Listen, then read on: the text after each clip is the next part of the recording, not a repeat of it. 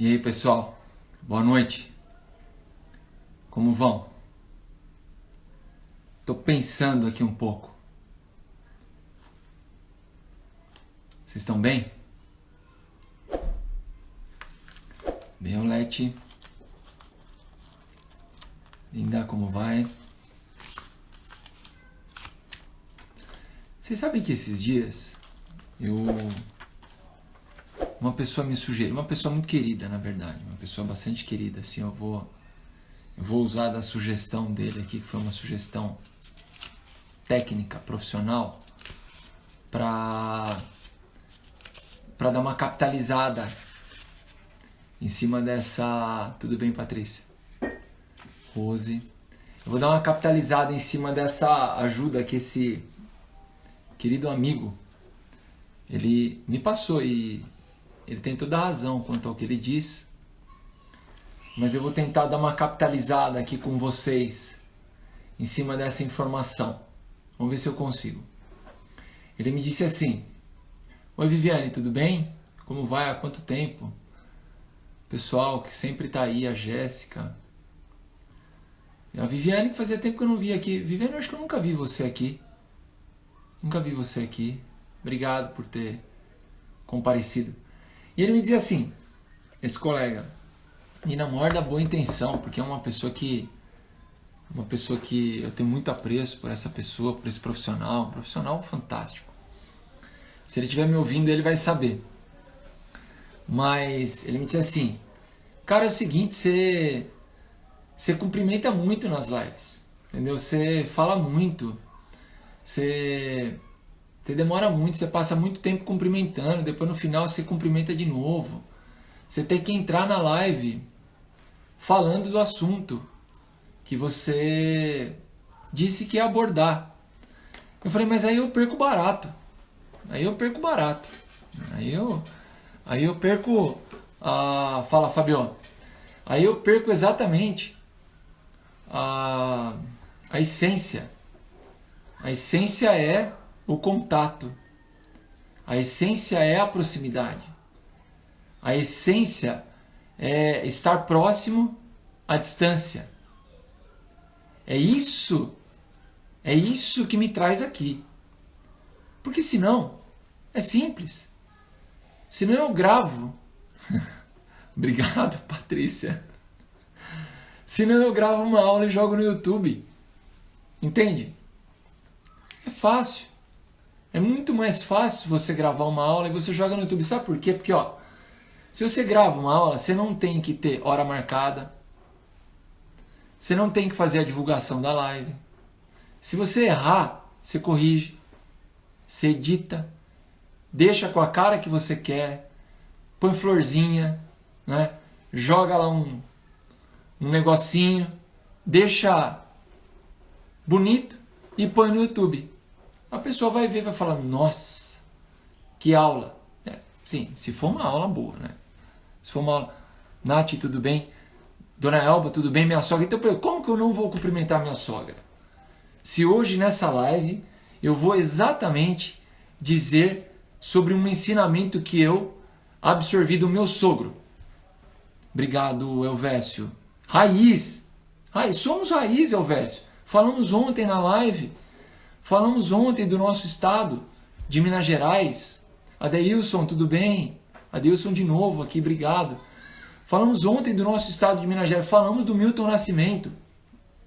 Então eu dizia lá: foi nos bailes da vida, num bar em troca de pão, que muita gente boa pôs o pé na profissão de tocar um instrumento e de cantar, não importando se quem pagou quis ouvir.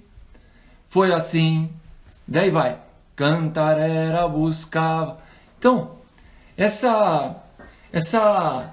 e eu dizia lá pro pessoal ontem da live que nós tivemos, do webinar que nós tivemos no Direito Médico, e eu vou voltar a repetir hoje isso aqui.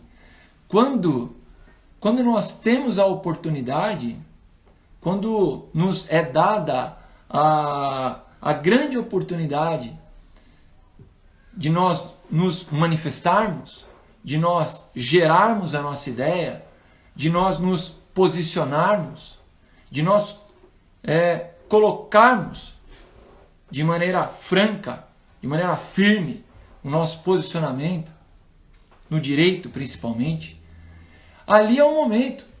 Ali pingou a bola. Ali pingou a bola e você vai ter que chutar. Você vai ter que chutar. Então ontem a gente estava lá no webinário, o Elvésio e o pessoal aí da turma 6 que vai chegando, que o pessoal é demais. O pessoal da turma 6 é espetacular.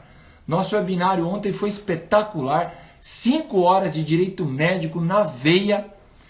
Então olha, quem passou por um webinário ontem daquele de 5 horas é praticamente um especialista em direito médico. Porque saiu de tudo. Saiu de tudo. Então, por exemplo, eu peguei uma informação sobre o direito médico ontem lá, sobre a inversão do ônus da prova, que eu vou usar na live, que eu vou fazer terça-feira com a OAB de Osasco. Eu não sei se tem alguém aqui da OAB de Osasco. Então, eu consegui tirar daquele webinário de ontem, além de várias informações, de um conteúdo fantástico, eu pensei uma informação que caiu como uma luva na live que eu vou desenvolver com o pessoal lá da OAB de Osasco, terça-feira que vem às 9 horas da noite. Eles me pediram, vamos tratar sobre a inversão do ônus da prova no direito médico, no erro médico, na responsabilidade civil médica. Falei, vamos. Aí ontem eu estou lá no webinário, uma aluna, inversão do ônus da prova. Falei, opa, deixa eu ouvir isso, saí de canto e fiquei ali, só ouvindo o que ela tem para dizer. E ela já me deu uma ideia ali, existem algumas posições que são meio diferentes e tal. Já me tirou do lugar, já me fez mexer com aquilo que eu ia levar para o pessoal de Osasco. Eu já consigo levar essa informação. Olha a informação que ela trouxe. No direito médico, ela citou o professor Miguel Kifuri. Quem estava lá ontem ouviu. Marcelão, tudo bem? Meu vizinho está aqui do meu lado. Então, Marcelo, eu dizia para o pessoal que eu não consigo não cumprimentar todo mundo durante uma live. Então, Marcelo, você está cumprimentado, está todo mundo cumprimentado, né? Eu faço questão absoluta. E isso, a gente sai da zona de... Exato. Ela me colocou uma ideia. Miguel Kifuri, Papa do Direito Médico Brasileiro. Ela veio e trouxe a ideia para mim na live, a aluna, né? Minha colega de estudo. Minha colega. Se eu não me engano, a Franciele. Se eu estiver equivocado, alguém me corrige aí. Se eu não me engano, a Franciele. O professor Miguel Kifuri tem uma ideia, que é uma ideia meio diferente nessa questão da inversão do ônus da prova. Para ele, não é qualquer erro médico que gera de imediato essa inversão do ônus probatório. A gente tem que olhar isso com um olhar meio, né, matutando aquilo ali. Mas é caso mesmo de inverter o ônus probatório? Né? Enfim, não estou aqui para falar sobre isso hoje. Estou aqui para dizer o seguinte, quando nós temos a oportunidade de colocar a nossa ideia, é a nossa hora. É a nossa hora. A gente tem que registrar a nossa ideia. É imprescindível que a gente deixe de maneira clara a que viemos. Qual é a nossa posição? Qual é a nossa ideia? Respeitosa com relação à ideia contrária, sempre. Né? Porém, a nossa marcada. Marcada. Essa é uma das formas, e eu já vou entrando pelo nosso assunto, essa é uma das formas de nós reduzirmos drasticamente, sim, a redução é bastante acentuada, naquela taxa de substituibilidade. Eu imaginei que essa palavra não existisse. E eu, imaginando que ela talvez não existisse, eu fui no dicionário Aurélio, eu mostrei para vocês aí ao longo da tarde no Instagram, no videozinho que eu gravei, a palavra sim existe, a substituibilidade. Então, o quão substituíveis somos nós nas nossas tarefas. Né? Eu fui agora, enquanto eu estava me preparando aqui para bater esse papo com vocês, eu estava, coloquei aqui um videozinho sobre o assunto, eu já tinha preparado, estou com a questão toda preparada aqui, mas eu coloquei aqui um videozinho, né? Fui lá me preparar, colocar uma roupa, tomar um banho, e eu coloco um videozinho. Quem que eu peguei ali no videozinho? Quem que eu peguei falando sobre sermos ou não substituíveis.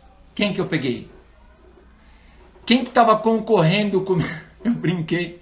Segundo eu brinquei que eu estava concorrendo com o Cortella, né? Mas, coitado, eu até falei, né? Não engraxo a chuteira. Mas na hora que eu entrei para fazer uma live segunda aqui, eu tinha que fazer segunda porque eram os 30 anos do ECA, eu encontrei o Cortella fazendo uma live ao mesmo tempo. Eu deu até medo, né? Quase que eu falei pro pessoal, cancela, deixa para depois a gente faz esse negócio aqui, né? Mas o Cortella dizia lá, e ele fez um alerta interessante.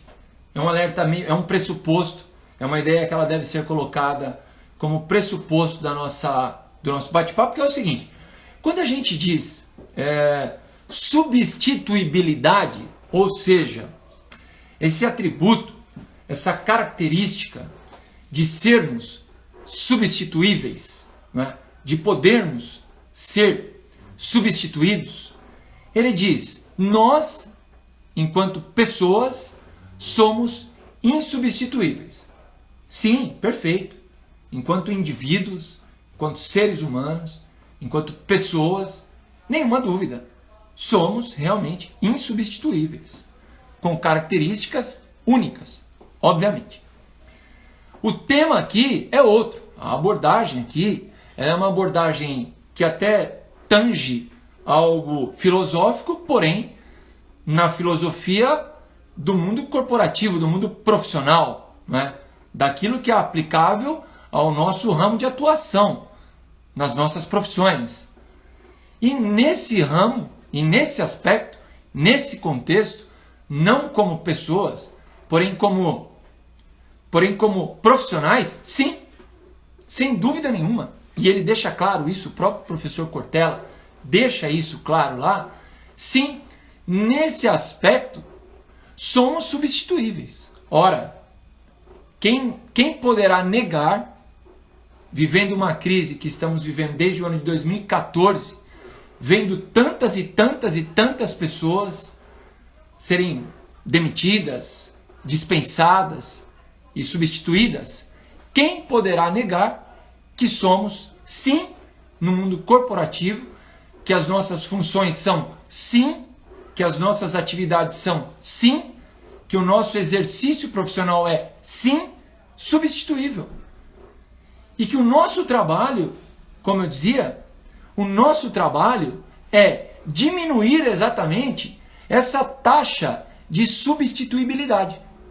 E eu até fazia uma brincadeira, eu dizia, será que essa palavra existe ou não existe? E aí até eu lancei um videozinho de 1 minuto e depois eu tive que revisar o videozinho, porque eu imaginava que a palavra não existisse mesmo, substituibilidade. Eu imaginei que ela não existisse, essa palavra.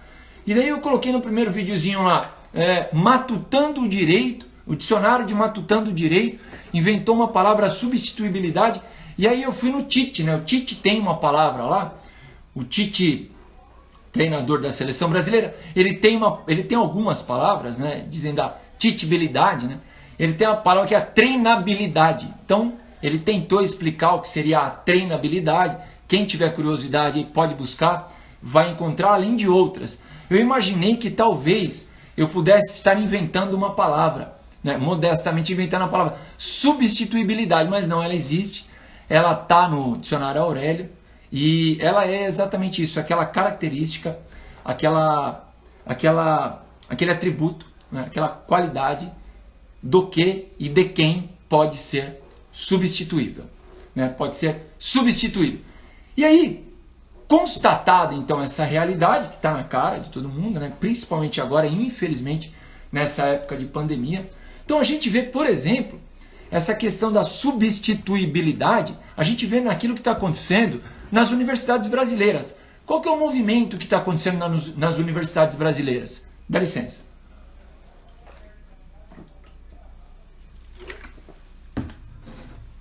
O movimento é o seguinte: você separa professores experientes, bons professores, excelentes professores, um material humano fantástico, né? Titulação, então assim, conteúdo, tudo de bom para oferecer para os discentes. Tudo de bom está ali, naquele corpo docente. E o que é feito com aquele corpo docente? Porque esse corpo docente ganha bem. Ganha bem não, né? Ganha razoavelmente o que um professor deve ganhar. Esses mais antigos, o que está acontecendo? Isso é uma prática que está aí colocada, todo mundo que dá aula, todo mundo que sabe aí, a Lilian, minha aluna, sabe que isso acabou de acontecer lá na nossa instituição de ensino, lá onde eu era professor dela até dezembro, isso acabou de acontecer. O que está acontecendo? Esses professores são substituídos. Os professores são todo o corpo, né? Então pega-se todo o corpo docente, né? Faz-se a demissão, demite-se, faz-se a dispensa desse corpo inteiro, docente, todos esses professores, e contrata-se um novo corpo docente. E qual que é o detalhe aí? O detalhe é exatamente a contratação pelo valor de hora-aula da metade do preço para baixo.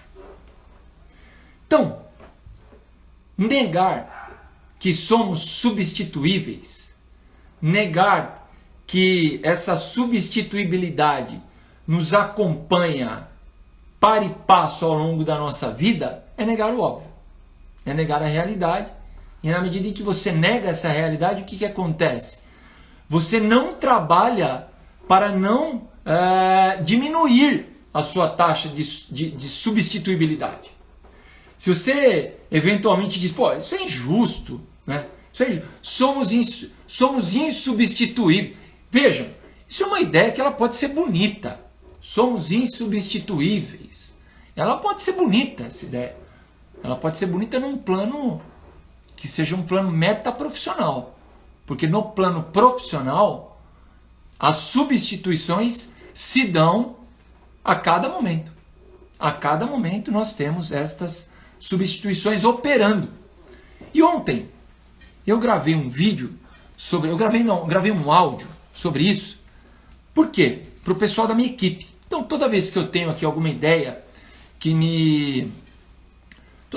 Que bom, Lilian, que bom que a qualidade dos professores foi mantida. Olha que maravilha, uma informação excelente, né? Que bom. O problema então ficou só para os professores mesmo que tiveram a redução do seu valor de hora-aula. E aí é lamentável realmente. Então, eu dizia para o pessoal da minha equipe que trabalha comigo, o que aconteceu? Aconteceu o seguinte, na semana que vem, não importa que eu não vou falar que profissão é, não vou falar nome de profissão, não vou falar sequer se é da minha profissão pública ou se é da minha profissão acadêmica, não importa. Vale para qualquer posto de trabalho, para qualquer empresa, vale para qualquer local onde se produza. Qualquer local, não importa o que se produza. Serviços, produtos, não importa. Nós temos um trabalho a fazer na semana que vem e ontem me foi passada uma informação. 20 pessoas estão aptas ao trabalho online.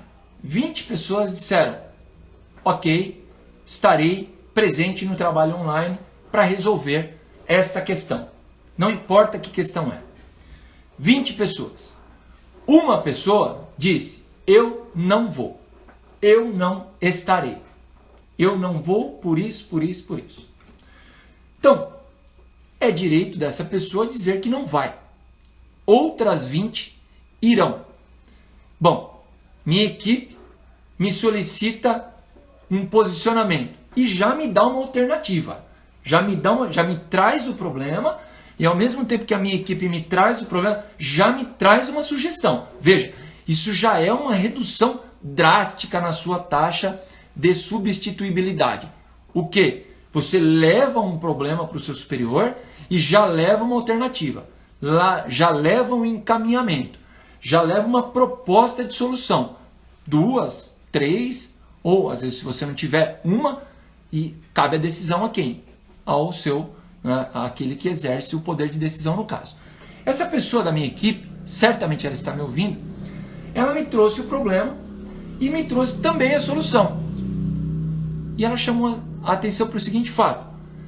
Mas veja, doutor, a ausência dessa pessoa nesse caso, pelo que eu estou vendo da lei, pelo que eu estou vendo aqui do conjunto legal da situação, a ausência dela não vai causar nenhum prejuízo para o ato. O senhor poderia, segundo minha visão, olha que profissional é essa. Olha como a taxa de substituibilidade dela diminuiu drasticamente. Ela veio e ela se posicionou, ela trouxe. Pelo que eu estudei da matéria, doutor, o senhor pode fazer esse ato, não haverá nenhum prejuízo, nenhuma nulidade, vai estar tudo certo e a gente pode produzir o mesmo resultado com aquela pessoa que diz que não vem ou sem aquela pessoa que diz que não vem. Eu falei, então, está dada a resposta. Faremos o ato sem a pessoa. Faremos o ato sem a pessoa. Se está de acordo com a lei, se está de acordo com o regramento, se está de acordo com as normas, e a pessoa não quer vir, lamento. O ato será realizado da mesma forma. E o resultado será obtido da mesma forma. Nós teremos o mesmo, o produto será o mesmo, com ou sem a participação daquele profissional. E aí eu pergunto para vocês, qual é a taxa de substituibilidade daquele profissional naquele caso? Total. Total. Ele se colocou, vejam isso, ele se colocou na seguinte situação: se eu não for, não acontece nada. Eu indo ou eu não indo é a mesma coisa. Eu indo e tendo voz ou eu não indo é a mesma coisa. Ou melhor, pensando melhor, se ele vier, ele tem a oportunidade de se posicionar. Se ele vier, ele vem e é capaz dele mudar o produto. É capaz dele mudar o resultado. É capaz dele trazer alguma ideia que possa nos fazer pensar. Porém, ele não vindo, nada acontece. Nada, tudo fica como estava. A situação se resolve da mesma forma. E veja, para nós que estamos aqui num âmbito de estudo, num âmbito de uma busca, de uma colocação profissional de sucesso, nós que estamos em busca de chegar a lugares mais distantes nas nossas carreiras, nós temos que ter isso em mente. Nós temos que... É nosso dever, se a gente quiser atingir os resultados, que a gente se porte de tal forma a que a nossa atuação seja vista como fundamental, como necessária, como imprescindível até. Nós temos, na medida do que for possível, porque a gente também não pode tornar isso uma loucura na nossa mente, a gente não pode pirar nisso, né? A gente não pode fazer disso uma piração, a gente tem que manter um nível razoável para cima, né? de preocupação com isso, um nível razoável para cima, tá? Não é um nível médio, não. É um nível médio para cima de preocupação em... Ora, se eu fui chamado, é porque é importante a minha presença. E se a minha presença ela é importante, eu posso ter voz. Eu posso chegar lá e eu posso colocar uma ideia. Eu posso dizer a que eu vim. Eu posso gerar uma reflexão. Eu posso mudar o resultado do jogo. É isso. Eu posso mudar o resultado do jogo. A minha ação profissional, ela pode mudar o resultado do jogo. E se eu posso mudar o resultado do jogo, por que eu não vou entrar e jogar o jogo? É isso que eu digo. Eu tenho que entrar e jogar o jogo. Lilian, eu sei que você joga o jogo, Lilian. Eu sei que você joga o jogo porque sábado passado, 10 horas da noite, você me falou que você não me atendeu a minha mensagem. E eu sei por que você não me atendeu, porque você sempre me atende. O nosso bate-papo é sempre muito atencioso. Você estava numa reunião profissional, sábado à noite. E se tinha que estar, tinha que estar. Foi chamada para uma reunião sábado à noite a Lilian. E estava lá. Estava atendendo lá o advogado, dono do escritório. E tem que atender mesmo, Lilian. Tem que atender agora. Eu não estou querendo dizer com isso que a gente não vai dedicar tempo, vestir a camisa, isso aí, Lian. Eu não estou querendo dizer com isso que a gente não vai dedicar tempo à nossa família, à nossa saúde. Sim, há tempo para tudo. Há tempo para tudo. Há tempo para tudo. Você pede licença nesse caso, certamente que a Lília fez. Família, com licença, estou sendo chamado a um momento importante profissional. Foi lá, se posicionou, né, absorveu as informações. Olha, feita a reunião, amanhã é domingo, ficarei com a minha família. Segunda, trabalharemos o assunto. Veja como dá. Então, esse tempo de pandemia, ele deixou ainda mais claro para a gente algo que estava na nossa cara. O quê? É perfeitamente possível a gente desenvolver o nosso trabalho em paralelo à nossa atenção familiar, à nossa atenção à nossa saúde, à nossa atenção à nossa alimentação, por exemplo. Hoje está muito mais fácil você manter uma alimentação boa trabalhando da sua casa.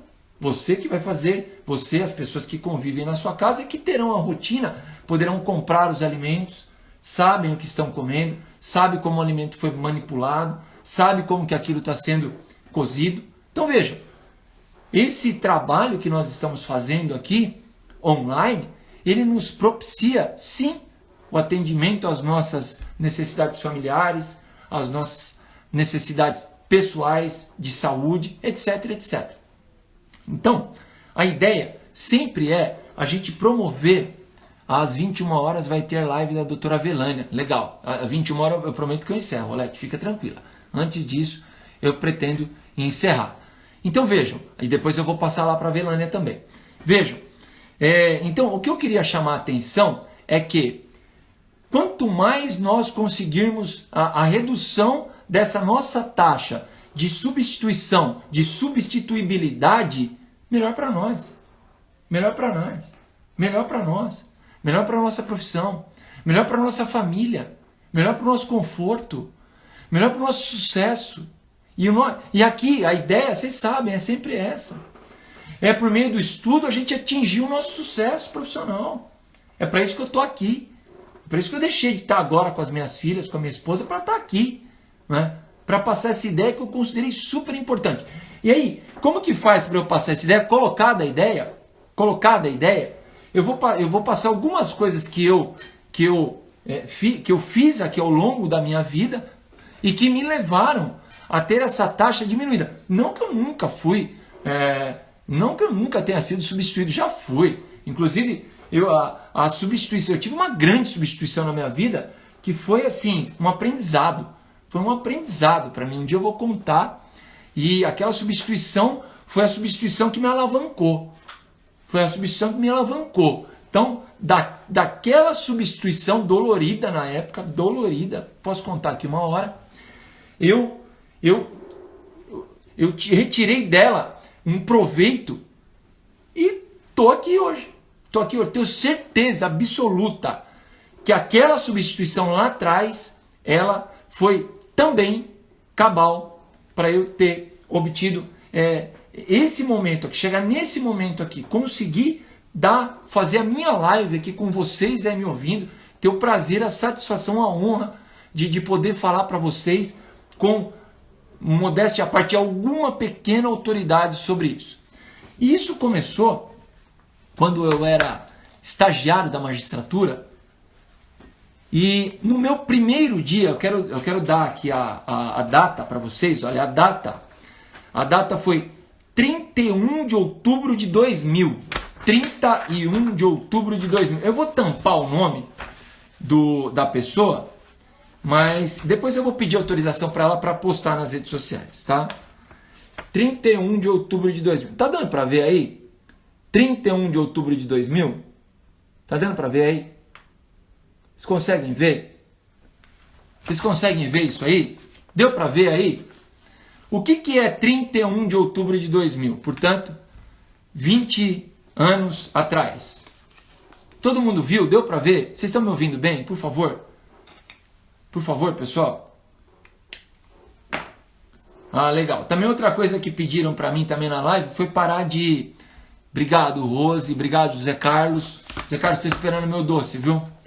Então, o pessoal pediu também parar de falar nas lives para dar boa noite, bom dia, né? Também não vou falar o nome, pessoa muito querida. Porque, olha, a pessoa pode assistir de dia, eu não consigo, não tem jeito. Tem que dar bom, eu consigo, só boa noite. Aí se amanhã alguém fosse de manhã, porque foi gravado à noite, não tem jeito, eu não consigo, tá bom, pessoal? Então, outra coisa, então os nomes, tá? Então, vou continuar fazendo um cumprimento aqui das pessoas, porque é maior barato para mim fazer uma live aqui, viu, pessoal aí, ó. Rafa tá aí, entrou MCG. Então, o que é 31 de janeiro de 2000? O que é? É o seguinte, assim que eu passei no meu estágio para magistratura, que tá aqui, ó, estágio para magistratura, tá? Passei lá, aqui de São Paulo, Diário Oficial, também vou postar. 16 de dezembro de 1999, Diário Oficial, cópia do Diário Oficial. Eu passei em quinto lugar aqui. Passei em quinto lugar. Quinto lugar de, deixa eu ver quantos? 120. 120 que passaram. A gente fez a prova em 600 candidatos. Passei em quinto lugar lá, graças a Deus. Bom, eu falei, se eu passei em quinto lugar, eu vou ser o quinto a escolher o lugar onde eu vou estagiar. Eu vou ser o quinto. De 120. Então, eu tenho uma baita de uma oportunidade de eu escolher o melhor lugar para eu estagiar. E qual que era o melhor lugar para eu estagiar na época? Não era o lugar mais perto, não era o lugar mais confortável, era o lugar aonde eu chegasse e o juiz ia me entregar um processo na minha mão, ia me dar um processo e ia falar assim, faz uma sentença nesse caso aqui. Esse para mim era o melhor lugar para eu trabalhar. Era isso que eu buscava. Eu buscava exatamente isso. E tinha um professor lá na Fiel, na faculdade onde eu estudei, que ele era juiz. E ele era juiz em São Paulo e a Fiel em Osasco. Eu estudava em Osasco, o fórum ficava do lado da faculdade, o fórum de Osasco ficava do lado da faculdade e eu morava do lado da faculdade. Então, minha casa, fórum e faculdade, tudo junto. Só que esse juiz, ele era professor na Fiel e ele era conhecido como um juiz que ele era professor, primeiro de tudo ele era professor, então assim, o contato dele com a juventude já era uma coisa muito intensa, era um professor que falava a nossa língua, então ele era do direito popular brasileiro, que a gente fundou aqui no domingo passado, ele era do direito popular brasileiro, porque ele não falava o juridiquês, ele falava o direito igual a gente precisa ouvir, né? Igual a gente precisa entender. E daí, eu fiquei sabendo que ele tinha alguns estagiários, que ele tinha 2 ou 3 estagiários, né? E eu falei, bom, então, esse cara é o cara com quem eu tenho que estagiar. Eu tenho que estagiar com esse cara. Por quê? Porque aí eu tenho certeza que eu vou chegar lá e ele vai me soltar um processo na minha mão. E eu não vou ficar batendo carimbo. Porque eu não quero ir para um cartório ficar batendo carimbo. Eu quero chegar num lugar e eu quero ler a lei, eu quero ler a doutrina, eu quero estudar a jurisprudência e eu quero fazer um negócio. Eu quero escrever lá, eu quero poder desenvolver o meu raciocínio por meio da escrita, eu quero ver audiências acontecendo, eu quero ver advogado sendo atendido, eu quero saber qual é a rotina de um juiz. Já que eu estou estagiando na magistratura, eu quero ver como que a coisa é. Pois bem, fui conversar com esse juiz que era professor da Fiel, e aí eu disse assim para ele, eu não falei direito, né? Fiquei meio sondando, e eu falei para ele, professor, eu passei em 5º lugar lá no concurso para estagiário da magistratura, e eu quero estagiar num lugar desse jeito, e descrevi para ele exatamente o local, exatamente o trabalho dele. Eu descrevi para ele, porque eu tinha ouvido o pessoal falar, o trabalho dele. Eu falei, eu quero um local assim. E dei a descrição que era exatamente o gabinete dele. Exatamente o gabinete dele. Né? Exatamente o que acontecia no gabinete dele, eu descrevi.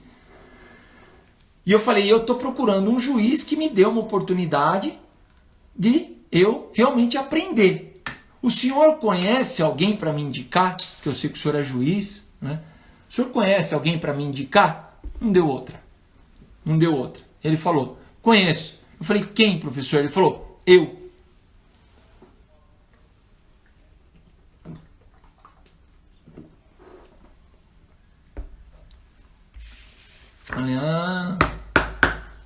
Então quer dizer que o senhor vai me dar uma vaga? Ele falou, sim, eu vou te dar uma vaga.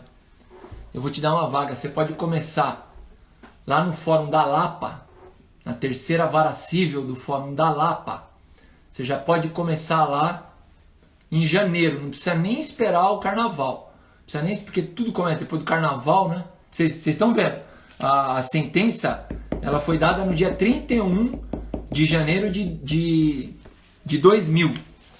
Eu comecei a trabalhar nesse processo provavelmente uns 5 dias antes, porque a sentença ela tem 14 folhas. Ela tem 14 folhas. É uma sentença que envolve uma ação indenizatória por um acidente automobilístico que tem denunciação da lide. O processo era desse tamanho assim. O processo era desse tamanho assim. Eu sei que eu cheguei lá na terceira vara civil da Lapa para estagiar. Eu cheguei lá um dia, eu peguei meu ônibus, saí de Osasco, fui até a Lapa, desci lá no terminal rodoviário da Lapa, desci a pé, desci aqueles comércios ali da Lapa, quem conhece. Desci, comi ali o churrasquinho grego, né, que a gente comia, e entrei lá no fórum, me apresentei e o magistrado, o professor, ele disse assim, eu falei, o que eu vou fazer? Qual é a minha primeira tarefa? Eu falei, a sua primeira tarefa é a seguinte, pegou um processo desse tamanho aqui assim, ó, jogou na mesa, me deu um notebook lá meio antigo e falou assim, a sua primeira tarefa aqui será realizar a sentença nesse processo, o esboço de sentença, a minuta de sentença nesse processo. E eu peguei o processo, fiquei ali, eu não sabia, nunca tinha feito uma sentença na vida, eu peguei o processo, eu fiquei ali algum tempo com ele na minha mão, fiz o trabalho para ele, entreguei o trabalho para ele, certamente houve muitas correções, certamente houve muitos acréscimos, certamente ele exerceu uma fiscalização muito intensa aqui e certamente ele tornou isso aqui uma sentença daquele mero esboço que eu tinha feito e tinha feito com autorização das normas que disciplinavam o meu estágio, portanto, a minutagem dessa sentença aqui, o esboço dessa sentença aqui, estava todo previsto na normatização do meu estágio, que eu ganhava R$120 para fazer por mês, né, para realizar o meu estágio na magistratura.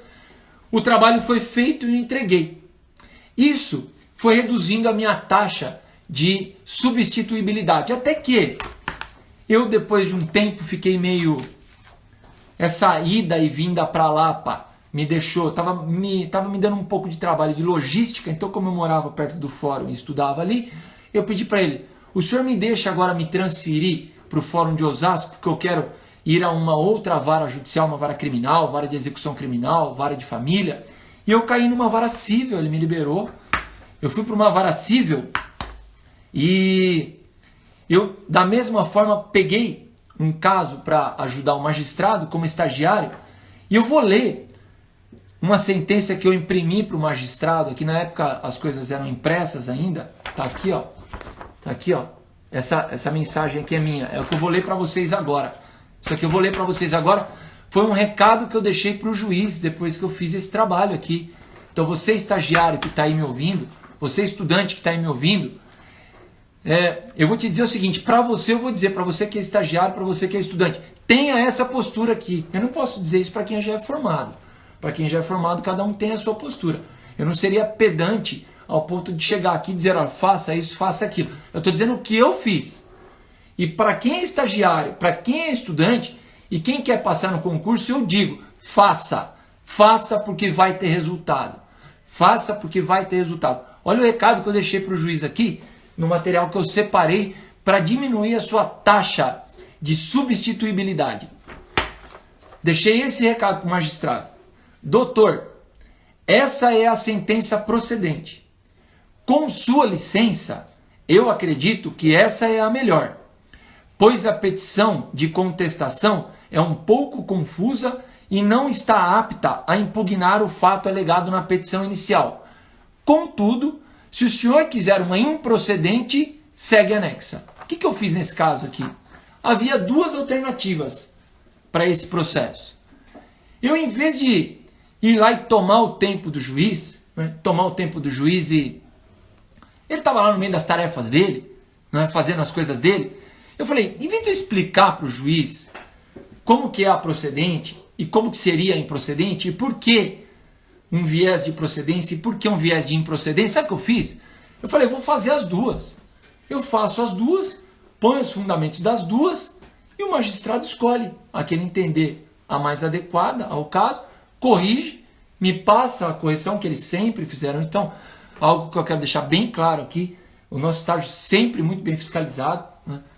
Então, ele faz as correções, devolve para mim, se quiser, ele manda eu fazer tudo de novo, se quiser ele pega e ele faz. Pode ter o caso que o estagiário faz um trabalho que simplesmente, a 12 de outubro, isso mesmo, a 12 de outubro, pode ser que tenha um caso que o magistrado simplesmente diga o seguinte, olha, nesse caso, o estagiário ele fez um trabalho tal que eu não estou vendo a possibilidade dele reformar este trabalho e me dar aquilo que eu pretendo. Então, eu, magistrado, pego o processo e faço uma nova sentença. Também tem essa possibilidade. Tem a possibilidade do magistrado fazer as anotações, ele faz as anotações, então por exemplo, aqui eu tenho anotações, né, foram feitas, pedindo as correções, a gente fazia as correções e entregava para os magistrados como estagiário, subordinados que éramos. E o que acontece na medida em que você vai fazendo isso? Você vai gerando para você mesmo, estudante, para você mesmo, concurseiro, para você mesmo que vai fazer o seu exame da OAB, aqui naquela linha do comportamento estudantil, que já tem aula minha aqui lá no YouTube, lá no canal Responsabilidade Civil na Veia.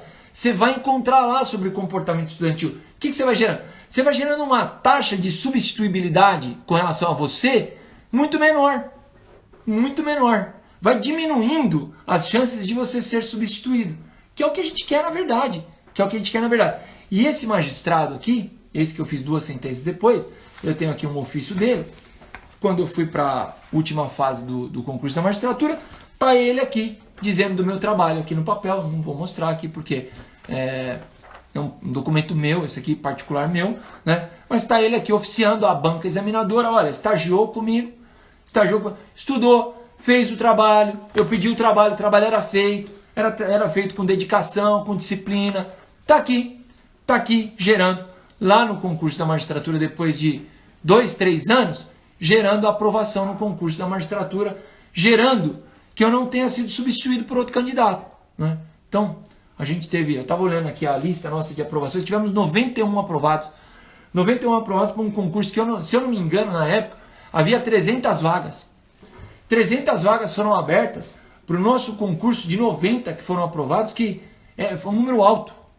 Geralmente não se aprova esse número de candidatos, é um número alto. Geralmente ficaria em torno de, vou dar uma base que 50, 60, 50, 60, quer dizer, 50, 60, você tem 1/5 das vagas preenchidas, 1/5. Quer dizer, você está disputando com quem? A pergunta que fica é, você está disputando com quem, no final das contas? Com quem que é a sua disputa? Você, estudante que está me ouvindo aí. Deixa eu ver se eu esqueci alguma coisa aqui. Estagiário. Não, normal, oportunidade. Papel, caneta, audiência, dias de ontem, isso, tá. Você está disputando com você mesmo. Eu não sei se você ainda não percebeu isso, não parou para pensar, mas a nossa disputa, aliás, em tudo, né? A nossa disputa em tudo. A gente disputa, né, com a gente mesmo. É isso aí, não tem outra. Quem não percebeu isso ainda está perdendo o trem da história. E para fechar, e aí eu vou fechar aqui. E pessoal, eu não vou tratar o assunto da segunda parte da aula, que é a questão da ajuda. A ajuda e serviço. Tá? Ajuda e serviço. Aquela questão, eu disse lá, né? Tem um certo marketing, eu vou fechar com a ideia aqui do meu sogro, eu disse, que é uma pessoa com quem eu aprendo todas as vezes com quem eu converso, ele e o meu pai. Tenho conversas que me geram assim, um conhecimento extraordinário. 2 homens de mais de 70 anos de idade. Aliás, a minha boa conversa é com eles mesmo, né? São grandes amigos. Amigo mesmo, sabe aquela pessoa que você está do lado, que você não precisa ficar puxando assunto? Você sabe isso, você entende isso que eu estou falando, você que está aí me ouvindo? Você entende o que é estar ao lado de uma pessoa e você conseguir ficar ao lado de uma pessoa 12 horas às vezes, num churrasco, por exemplo, e você não ter que ficar puxando o assunto? Vocês sabem do que eu estou falando? Dr. Mauro Neto, certamente ele tem isso com o pai dele, Dr. Mauro Atui Neto, pai dele, um exímio advogado, um sujeito fantástico lá de Biúna, advogado experiente, tarimbado, de uma educação, de um tudo. Né? Então, sabe quando você fica com uma pessoa 12 horas do lado da pessoa e não tem a menor necessidade de você ficar puxando da cartola o assunto simplesmente vem. Né? Se vê. É uma coisa fluida, uma coisa natural. É esse tipo de conversa que eu tenho com meu pai e com o meu sogro. Graças a Deus. Então, para fechar, e a respeito daquela questão do... O assunto flui, Patrícia, é isso? Como é gostoso estar ao lado de uma pessoa em que o assunto flui, né? Como é gostoso, como é bom, como é bom. Realmente é muito legal. Mas então, para encerrar, aquela questão que eu tenho visto, eu vou tratar com vocês. Eu acho que eu vou tratar sábado, pode ser, tá bom? Vamos ver se sábado de manhã a gente trata sobre isso. Eu tenho estado um pouco preocupado. Tá chegando perto das 9 horas, pessoal, vocês podem me falar aí por gentileza? Alguém, por favor, me fala. Por favor, está chegando perto das 9 horas?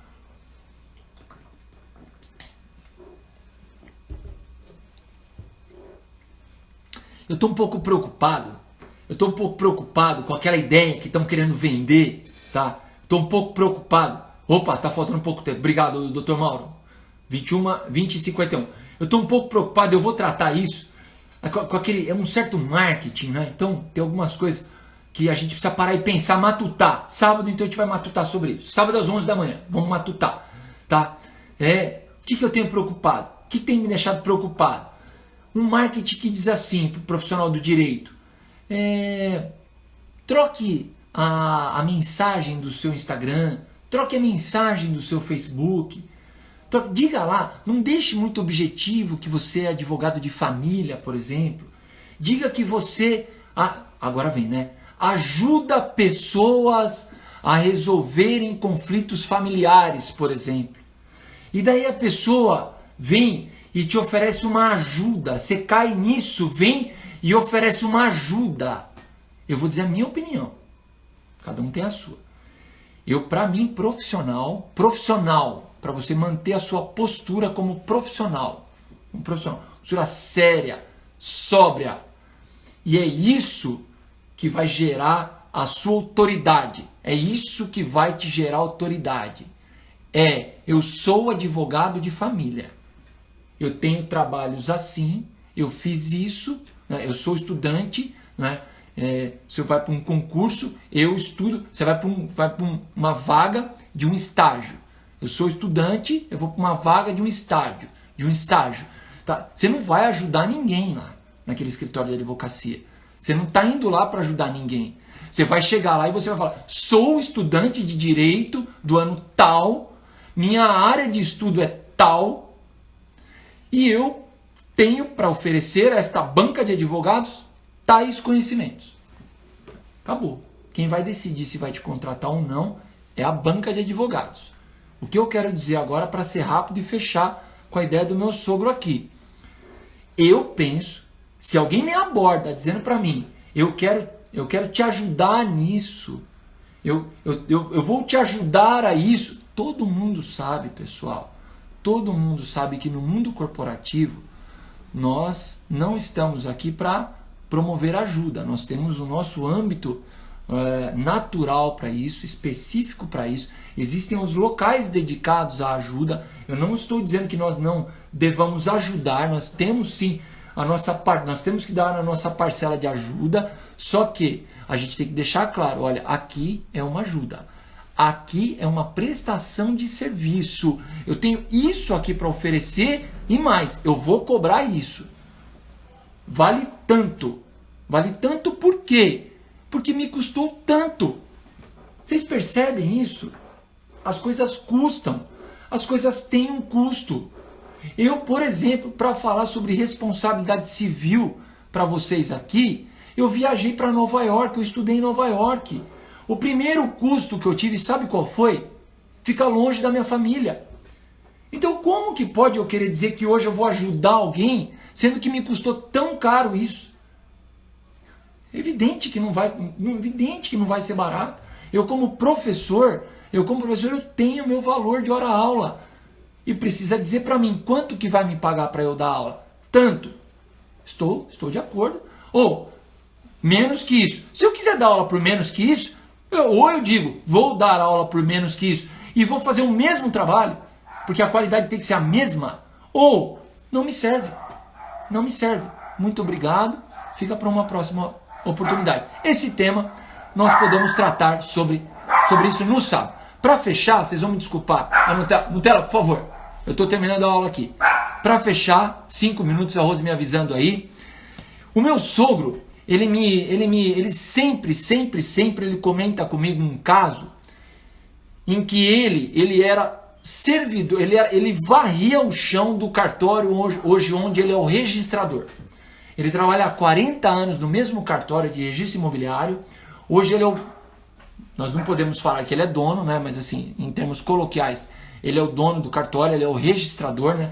Sabemos que aquilo é uma delegação, né? Por autorização do artigo 236 da Constituição Federal. Sabemos que há uma diferença entre a delegação, a permissão e a concessão, direito administrativo puro, e podemos tratar disso aqui a hora que vocês quiserem. Então vejam, ele é o delegatário, portanto, de um serviço público de registro imobiliário, que no Brasil é muito importante, fundamental. Pois bem, ele varria o chão quando o dono do cartório lhe pediu um papel.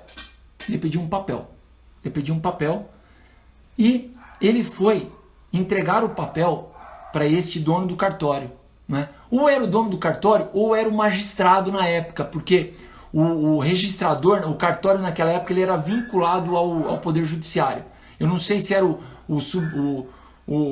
dono do cartório ou o magistrado da comarca com quem ele trabalhava. Ele me conta essa história. Não importa. O que importa é o fato. Ele foi levar o papel, ele pegou o papel que lhe foi pedido, portanto, ele sacou o papel de um local e ao levar o papel para o dono do cartório ou para o magistrado, ele levou o papel com uma caneta anexada. Então ele entregou para a pessoa que lhe pediu o papel, não só o papel, ele entregou o papel e a caneta. Na época era um lápis, ele falou para mim que era um lápis. Na hora que ele entregou, sabe o que ele ouviu? Ele ouviu o seguinte: você vai longe. Você vai longe. Sabe qual foi a qualidade que ele já demonstrou ali? Sabe qual foi a qualidade que ele já deixou clara? Que ele falou assim: olha o que eu tenho para te oferecer. Perspicácia. Perspicácia. Perspicácia é aquele algo a mais. Perspicácia é aquilo que vai te diferenciar. É a perspicácia, é essa sacada que vai te diferenciar dos demais profissionais. Você que está fazendo seus estudos, que ainda está na faculdade, você que está fazendo o seu exame de OAB, você que está fazendo o seu concurso, você que é um advogado de início de carreira, é isso que vai tirar você da vala comum. É isso que vai fazer de você um profissional diferenciado e é isso que vai gerar em você uma diminuição drástica da sua taxa de substituibilidade, fazendo com que você seja um profissional cada vez mais insubstituível. Não insubstituível, porque isso não existe. Cada vez mais insubstituível. Pessoal, era isso.